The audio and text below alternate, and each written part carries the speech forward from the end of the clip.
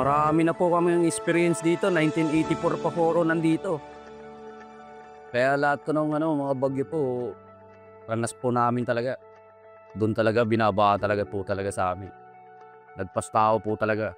Napakabilis kumangat ng tubig. Mga minuto lang, pataas ng pataas yung tubig, Nung nakita ko na pataas, pati yung magulang ko kinuha ko na kasi yung magulang ko nasa tabing ilog. Nilikas ko na dito sa part.